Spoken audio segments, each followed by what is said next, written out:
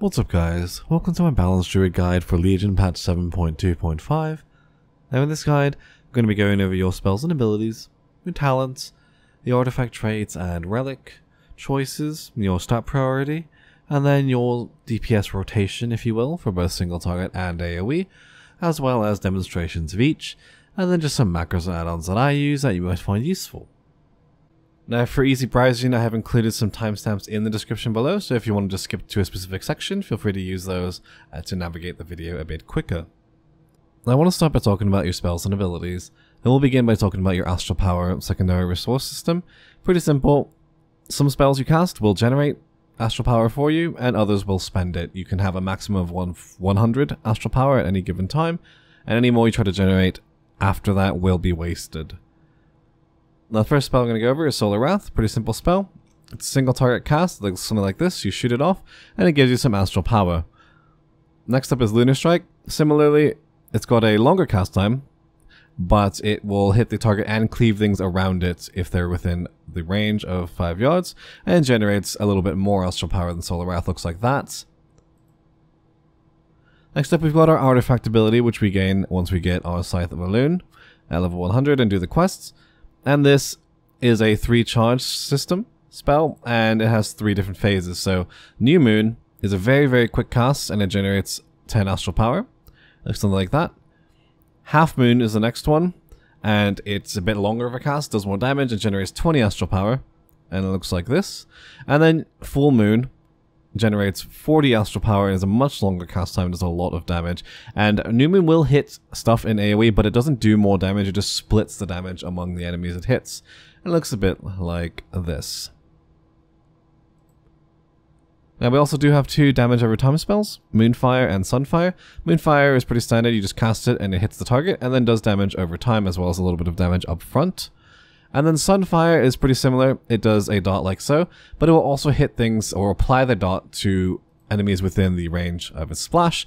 Now it doesn't do direct damage to those enemies, but it will apply the dot, which then does some damage for you. As far as spending astral power, we've got 2 options. It's Star Surge, which costs 40 astral power and single target ability, and it looks like this.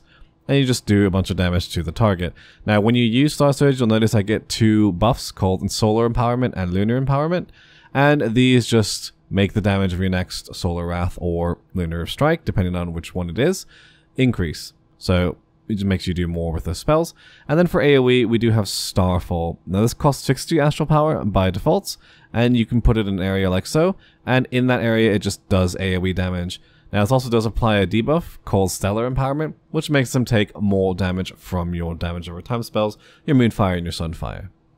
Now as far as DPS cooldowns go, we just have one, called Celestial Alignment. It's a very simple cooldown, 3-minute cooldown, and it increases the damage you do by 30%, and increases the astral power generated by Solar Wrath and Lunar Strike specifically by 50%. Now as far as defensive cooldowns go, we have just one. It's called Barkskin. It's a 1-minute cooldown, and basically makes you take 20% less damage, and there's no more pushback on your spells if you're casting and you take damage while that's up, and you can use it in a variety of crowd control situations. You also do have Bear Form, which technically isn't really a defensive cooldown, it just doesn't have a cooldown, but if you do go into Bear Form, you'll notice that your max health goes up quite significantly, which can help you survive mechanics.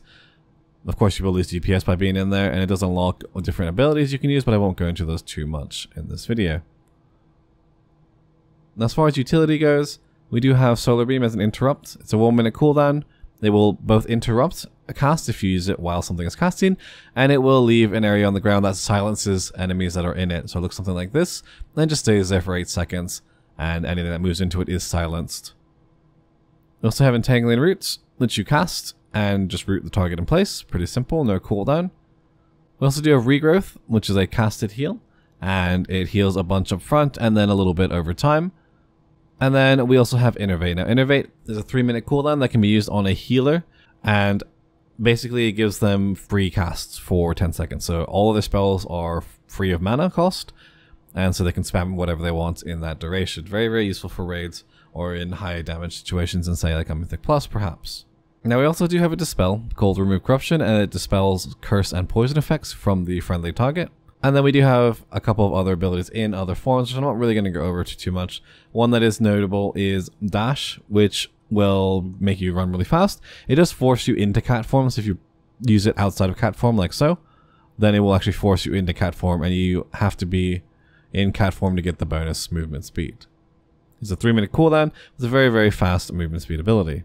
Now I also do have a taunt called Growl, and Growl does require you to be in bear form, so if you try to use it outside of bear form, it'll tell you have to be in bear form, but you can make a marker if you want to force yourself into bear form and then taunt the target. And finally, there's one passive you do have, and I forget where it's listed now because it's been moved around, but it was called Owlkin Frenzy. And basically when you take damage, there's a chance that you proc free, or not free, but instant Lunar Strike. I'm going to go ahead and go over your talents. Now, at level 15, generally Star Lord for single target, especially when you're using Star Surge, is really, really strong. And then if you want to sacrifice some single target for AoE, then Warrior of Elune is your only option in this tier.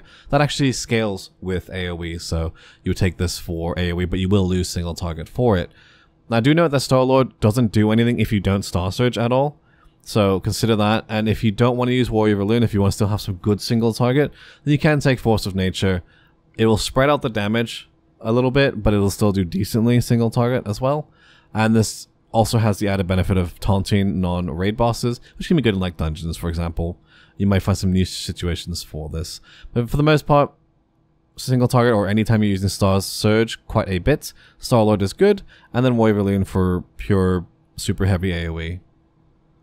Level 30, you can pick whatever you want really. Renewal is a more defensive cooldown, it does heal you for instantly for a large amount. And then you can pick between Wild Charge or Displace the Beast for movement, kind of up to you, what you like, what you prefer. Level 45, we're mostly looking at passives here. I generally recommend Restoration Affinity. It does give you a passive heal, which can heal you or other people as well, if you're already full. And it does give you a couple healing spells. The main one that you might find yourself using is Swift Mend. 30-second cooldown heals you for a lot. But if you don't want to bother with that, or you're worried about one-shot mechanics, then you can take Guardian Affinity instead, which will reduce the damage you take passively. Feral Affinity I don't really recommend, not really that useful. You already have a movement tier that you can use if you're worried about that. So I don't generally recommend this, but it is totally up to you what you like in this tier. Level 60 is all CC, so kind of mess around with whatever you like here. We've got a single target stun, AoE roots, and a knockback that has a daze attached to it. Now at level 75, generally going to want Incarnation for most situations, and it's a 3-minute cooldown. It replaces your Celestial Alignment with a better version. It buffs your damage by 35% instead of 30%, and it lasts twice as long. So it's a very, very potent cooldown and makes you do a lot more damage in most situations. If you're looking for big AoE, constant and just strong AoE, then Soul of the Forest is a better choice in that situation. And I don't really recommend Stellar Flare currently. At level 90, Blessing of the Ancients is best for single target, especially when you can sit there and cast a lot. And in those cases, you'll be using the Blessing of Elune version of it rather than the Blessing of Anshu. And it just generates more Astral Power for you. If you have to move a lot, like you can't cast a lot of those spells, or there's a lot of targets you want more extended multi-target, then you can use Shooting Stars. Anytime you have lots of your Moonfires and Sunfires active on multiple targets, this becomes better than Blessing of the Ancients. Level 100, Nature's Balance for single target. Similarly to Blessing of the Ancients, it requires you to stand still and cast lots of Lunar Strikes and Solar Wraths, and just kind of helps keep your dots so up on the target so you don't have to refresh them as often. Now, if you're looking at AoE though, then Stellar Drift is really, really strong and buffs your Starfall. So if you're using lots of Starfall for AoE or for any other reason, then this is really, really potent. Now, one note I want to make about your talents is that you can mix and match. So you don't have to go like a pure single target build like this, for example, with Star-Lord, Incarnation, Blessing, and Nature's Balance. Maybe there's some little bit of AoE you have on a fight, and you say, okay, you know what, that's pretty relevant too. I'm going to go ahead and, pick Stellar Drift, but keep the other stuff. So you're still focused mainly on single target, but when it comes to it, when you need to AoE, it's a lot bigger or something like that. So you can kind of mix and match. Don't be afraid to play around with it or look at Warcraft logs to see what other people are doing on specific fights. So now let's move on and talk about your artifact weapon, your traits and pathing choices, as well as relics. And you're going to start here at New Moon, and you're going to go and grab Skywrath, and I do recommend following the path I do suggest, but you do have some options if you kind of want to mess around with different stuff. But I recommend then going up here, grabbing Falling Star, Light of the Sun, Touch of the Moon, and then your first golden trait, Power of Galdrin. After that, go ahead and grab Dark Side of the Moon, and then Twilight Glow and Sunfire Burns, and then Moon and Stars, your second golden trait. And then hop down and grab Scythe of the Stars, which is really good, and Sunblind. And then go back from Twilight Glow to Rapid Innovation, Solar Stabbing, grab your third golden trait down here, Echoing Stars, and then probably finish up with Empowerment and then Bladed Feathers. Now at that point you'll be at 34 traits, you'll grab the 35th points in Galdrin's Fury, and then you'll do some Broken Shore crap and open up the new stuff. Now, at this point, I do recommend grabbing the new things first. So grab Radiance of the Cenarian Circle, and then grab all the new things. So Light of the Evening Star, Wax and Wane, and your fourth golden trait, Circadian Invocation. After that, it's kind of up to you what you want to pursue first, and whether you want to go more single target focused or AoE focused. Now, for a single target, you're going to want Scythe of the Stars first, followed by Solar Stabbing, and then Dark Side of the Moon. And then your two dots, Moonfire and Sunfire. And then probably Empowerment. And then just whatever else is left at that point. So Falling Star for AoE, of course. And then the non-DPS traits like Touch of the Moon and Bladed Feathers. Now for AoE, you kind of going in reverse in a manner of speaking. You're going to want Falling Star. And then your dots. Now, Sunfire in general is going to be a little bit better for AoE, but if you have the Legendary Shoulders, then Moonfire is actually quite a bit more powerful because they do buff Moonfire. But those two dots would be next, followed by probably Lunar Strike, then Empowerments, and then the single target stuff, so like Solar Wrath and crit strike chance of Star Surge. And then of course the non-DPS ones, again Touch of the Moon and Bladed Feathers probably last no matter which direction you choose to go. So you got some flexibility in choosing which traits to go for after you completed the new 4. Now as far as relics go, I do want to start out by saying item level is king. So if you have an item level upgrade, even a 5 item level upgrade, which is kind of the minimum you will get, it is better to just upgrade it. No trait is worth more than 5 item levels, or even equal to 5 item levels, so don't even consider that. Just look at, if it's an item level upgrade, take it. Now, if you do have 2 of the same item level, then you can start comparing traits. For single target or AoE, kind of up to you, what you want to focus on. For single target, you want Scythe of the Stars as your best option, followed by Dark Side of the Moon, and then Solar Stabbing next. After that, your 2 dots are pretty close to each other. And then, kind of in last place, if you will, is Empowerment. Now, Falling Star and Light of the Evening Star really only are relevant for single target if you have the Legendary Bracers, and even if you do have them, they're pretty weak. Falling Star is about the same as Empowerment, and Light of the Evening Star is the worst by far. Now, if you're looking at AoE, Falling Star is your strongest, followed by your 2 dots, so Twilight Glow and Sunfire Burns. If you have the Legendary Shoulders, Twilight Glow is quite a bit better than Sunfire Burns, but if you don't, they're about the same. And then after that, Light of the Evening Star down here, your Starfall damage is going to be a pretty decent one after that. And then you get into really, really low boosts. Dark Side of the Moon technically would be next, followed by Solar Stabbing. And then both Empowerment and Scythe of the Stars are pretty worthless for AoE overall. So next up, I want to talk about your stats and kind of what you want to aim for as a Boomkin. I will give you guys a kind of generic priority, but I do recommend that you do simulate your toon so that you get more personalized stat weights, as sometimes getting a lot of one stat will change what is more valuable as they do kind of synergize with each other. In general though, you want to go for Mastery first, which does increase your damage with a lot of your stuff, Starfall, Star Surge, and the effects of your empowerments, all 3, Lunar, Solar, and Stellar. So most of the spells you use will get buffed by this stat. Now after Mastery is Haste, and these 2 are very close in value, so you might want to sim yourself a lot to see which one you want to focus on more, but these are very good. And then Crit and Versatility are kind of at the bottom together.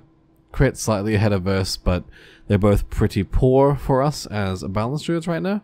So try not to get too much of them if possible. Now I will make a small note about haste breakpoints. If you do have the legendary helmets, the Emerald Dreamcatcher, there are haste breakpoints for that legendary specifically, but I'm not going to go into them too much in this video. I do have a specific guide for the Emerald Dreamcatcher if you want to check that out and delve more into those haste breakpoints. Then you can feel free to check that out, and I will have a link to that in the description below. Now I want to talk about your DPS rotation, and I'm going to go over your single target first. Now, there's a few concepts that you need to know, and if you follow these concepts, even if you kind of adjust the rotation to your preference or the situation, like movement and things like that, then you'll do fine. It's not a very strict rotation in that you have to do things in a very specific order, as long as you follow some guidelines. And the first guideline is to keep your dots up. So Moonfire and Sunfire need to be active pretty much all the time. It's very important, especially with the tier 19 4 piece, which buffs your Star Surge damage when they have both dots. So just very simple, very important to have. And the next concept is to never overcap your astral power. Try not to sit at 100 astral power, and certainly don't generate more astral power when you're at 100, because you're wasting a lot of potential damage.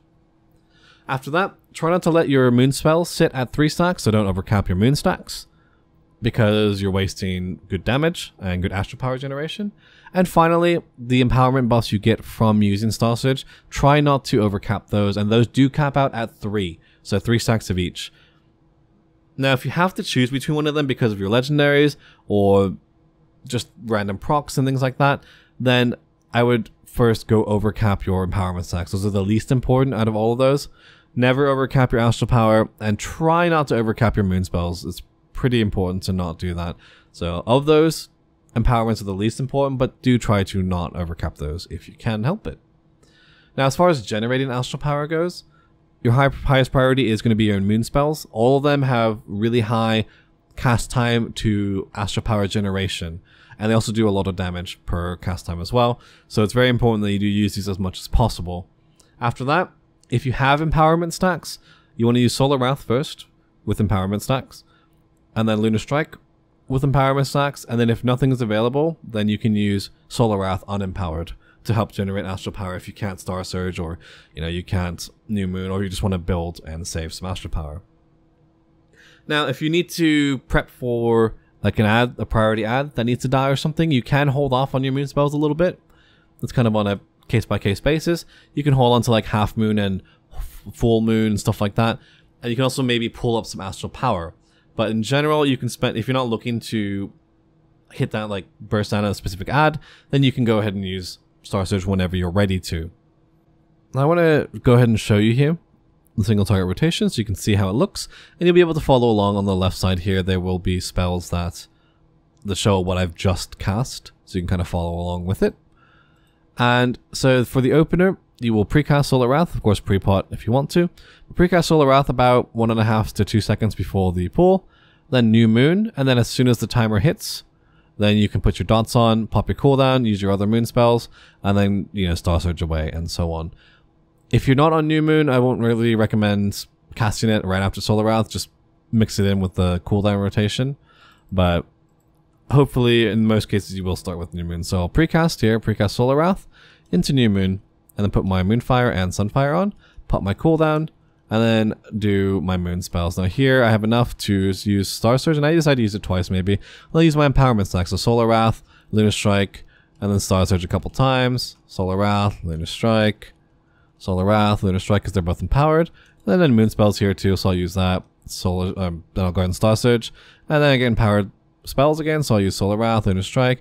Now you notice I like to rotate them, that's just me, it's my preference. You don't have to though, not necessarily have to. So say you have a couple stacks, maybe you want to Solar Wrath a couple times, and then do the Lunar Strike, that's fine. That's totally fine.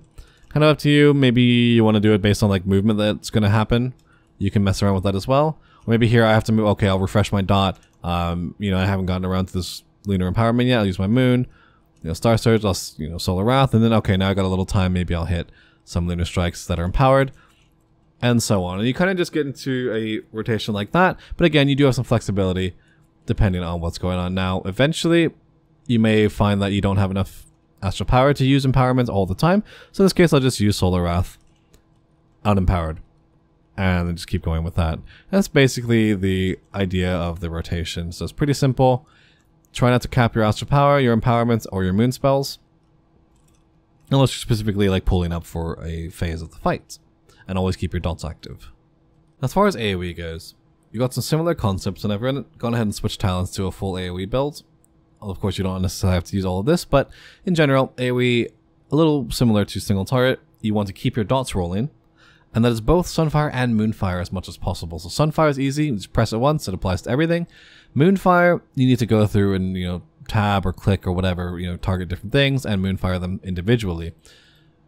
Now, you need to Moonfire things up to about 5 targets or so, as long as they're going to live long enough to make it worth it. So if your Moonfire dot, if the guy's going to die like really soon, like in a few seconds, don't bother Moonfiring. But make sure you keep both dots up as much as possible. And then basically you build up Astral Power and spend it on Starfall instead of Star Surge. So same kind of concept there, except you're just switching what spell you use it on, your Astral Power on. Now as far as building, you still want to use your moon spells because it generates so much astral power for you per cast time, which lets you starfall more, which thus translates to more damage and so on. Now between Solar Wrath and Lunar Strike, you generally won't have empowerments because you're not Star Surging, but at 2 targets, it's still worth it to starfall, but you're going to be using Solar Wrath at 2 targets as your filler if moon spells are on cooldown. But once you hit 3 targets, then you want to use Lunar Strike as your kind of filler.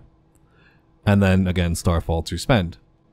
Now go ahead and demonstrate the AoE rotation, and I will start with a similar opener to single target. You can precast Solar Wrath, and, you know, pre-pop precast, you know, use a moon spell, but then get your dots up on everything. And basically it's a lot of dotting for AoE, more than a lot of casts, and then you can use your moon spells to generate, and then, you know, strike, and so on. So I will be hitting all 5. It's not ideal because they're not all clumped up, so Sunfire I'll have to use twice, but it'll give you a concept, and you kind of follow along with the icons down here that'll appear to show you what I've just cast.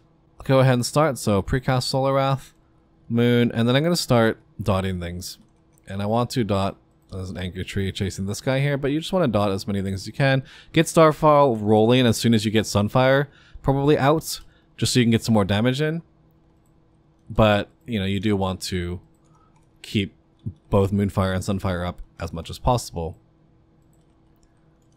So I'll refresh my dots, use this to kind of get more astral power. I notice my Sunfire's fallen off here. My Moonfires are about to, so I kind of get these up. And then, you know, you just keep going like this. Now, I could be using here Warrior Balloon for some extra astral power instantly, but mostly you're kind of maintaining your dots as much as possible. So here I notice Moonfire is coming off, kind of refresh that, and actually I didn't even use my cooldown, but again, it doesn't change much here. We can pop it now, it's the same thing, it just does more damage. Sunfire's coming off, use that. Moon spells generate astral power if you don't need to refresh dots. And you just kind of see, it's a very simple rotation, just kind of maintaining dots. And when you have the chance, make sure you use Lunar Strike or Solar Wrath, depending on how many targets there are, to generate astral power and of course your moon spells. So that's basically the AoE rotation, pretty simple there.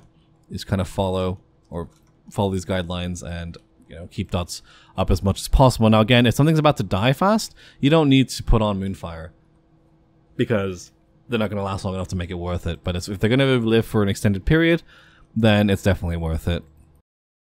I don't use too many macros, but I do have Innervate Macro for when I am specifically assigned to somebody and it just immediately casts the Innervate at them without having to target them, so it can be useful for that. And I do have this non-bear taunt macro. If you're not on global cooldown, this will immediately taunt and put you in bear form.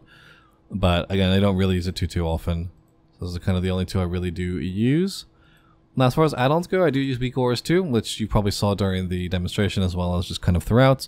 Now, there's a bunch of crap here for Mage Tower Challenge and things like that, but I use it to track things like empowerment stacks, the cooldown left on my Celestial Alignment before I can use it again, cooldown and stack timers and such trackers for full moon, dot timers and duration, all that good stuff. You know, have like Emerald Dreamcatcher duration, trinkets. You can do all sorts of things with it. I try to use it pretty simply, but it is very powerful. A very powerful tool. My bars are from Bartender 4. You can kind of customize where they are on the screen. You can customize the key bindings in them, so you whatever you like. You can even customize like what kind of boxes they are, if you will, you know, how many buttons you want, how many rows, and so on. So you can mess around with that a lot. My damage meter is details. I finally made the switch from SCADA and Recount, but those are perfectly fine as well. And then I do use a couple of other add-ons. The one that flashes the thing in the middle of the screen when it's off cooldown, or supposedly off cooldown, it's called Doom Cooldown Pulse. I don't really recommend it. It's been kind of inaccurate lately. Not to mention, it's something you can do in weak ores too that will be accurate. I also use Exorcist raid tools for things like tracking raid cooldowns, which you didn't really see in this video, but in other videos you may see it. You can organize, you know, the priority, the order, all that stuff. Battle res timers, raid inspects, raid checks for like food flask runes and so on. Good stuff like that. I also do use an add-on called ORA3. And similarly, this one has some of the same things. Battle res monitor, which I like better. Food check, you know, consumable check. You can have a cooldown check as well, like cooldown trackers. Loot methods, you can auto set, and then alerts, which is pretty cool. You get combat alerts in your chat box. Tells you like who taunted, misdirects, so on and so forth. So it can be pretty useful for that. That's pretty much it for this video. If you liked it, feel free to hit it with a like. If you want to know when I post a new content like this, or just when I post new videos, feel free to subscribe to the channel. And if you have any questions or comments, feel free to ask in the comments section below, or you can catch me on my stream at twitch.tv. Thanks for watching, hope you enjoyed. Cheers.